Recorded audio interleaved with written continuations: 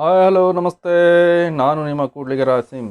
ಇವತ್ತಿನ ಸಂಚಿಕೆಯಲ್ಲಿ ಪೆರಿಸ್ಕೋಪ್ ಅಂದರೆ ನಮ್ಮ ಅಚ್ಚ ಕನ್ನಡದಲ್ಲಿ ಭೂತ ಕನ್ನಡಿ ಅಂತಾರೆ. ಭೂತ ಕನ್ನಡಿ ನಾವೆಲ್ಲ ಅವಾಗೆಲ್ಲ ನೋಡ್ತಾ ಇದ್ವಿ, ಸಣ್ಣ ಅಕ್ಷರಗಳು ಹಿರಿಯರು ಆ ಭೂತ ಕನ್ನಡಿ ಹಿಡ್ಕೊಂಡು ಕಾಣಲ್ಲ ಅಂದಕ್ಕೆ ಹಿಂಗೆ ನೋಡ್ತಾಯಿದ್ರು. ಅದು ಇವಾಗ ಕನ್ನಡಕಗಳಲ್ಲಿ ಅಳವಡಿಸಿದ್ದಾರೆ. ಹಾಗೆಯೇ ಇಲ್ಲಿ ಪೆರಿಸ್ಕೋಪನ್ನು ನಾನು ಎಕ್ಸ್ಪ್ಲೇನ್ ಮಾಡ್ತಾಯಿದ್ದೀನಿ ನೋಡಿ. ಈ ಥರ ಇದೆ ಪೆರಿಸ್ಕೋಪ್. ಇದನ್ನು ಎಲ್ಲಿ ಯೂಸ್ ಮಾಡ್ತಾರೆ ಅಂತ ಆಮೇಲೆ ಹೇಳ್ತೀನಿ ನೋಡಿ. ಒಂದು ಕೊಳವೆಯ ಥರದ ಒಂದು ಕೆಳಗೆ ಒಂದಿದೆ, 45 ಡಿಗ್ರಿ ಆ್ಯಂಗಲಲ್ಲಿ ಅದನ್ನು ಎಕ್ಸ್ಪ್ಲೇನ್ ಮಾಡ್ತಾಯಿದ್ದೀನಿ ನೋಡಿ.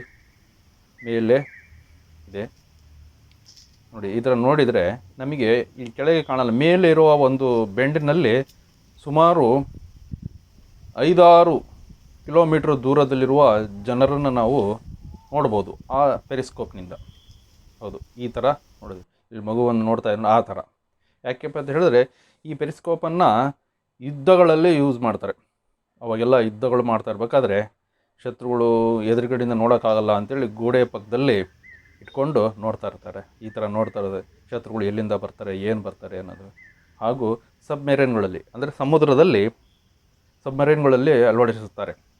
ಯಾಕಪ್ಪ ಅಂತ ಹೇಳಿದ್ರೆ ಶತ್ರುಗಳ ಹಡಗುಗಳನ್ನು ನಾಶಪಡಿಸಲು ಈ ವಿಧಾನವನ್ನು ಬಳಸ್ತಾರೆ ನೋಡಿ.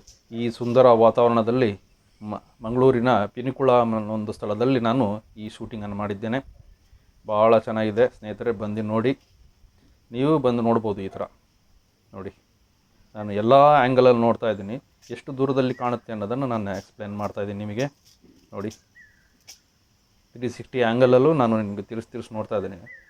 ಆದರೆ ಕೆಳಗೆ ನಾನು ನೋಡೋ ಜಾಗದಲ್ಲಿ ನೋಡೋಕ್ಕಾಗಲ್ಲ. ಮೇಲೆ ಇರುವ ಒಂದು ರಂಧ್ರದಿಂದ ಎಷ್ಟು ದೂರದಿಂದ ಜನ ಇದ್ದಾರೆ ಅನ್ನೋದು ಗೊತ್ತಾಗುತ್ತೆ. ಇದೇ ನೋಡಿ.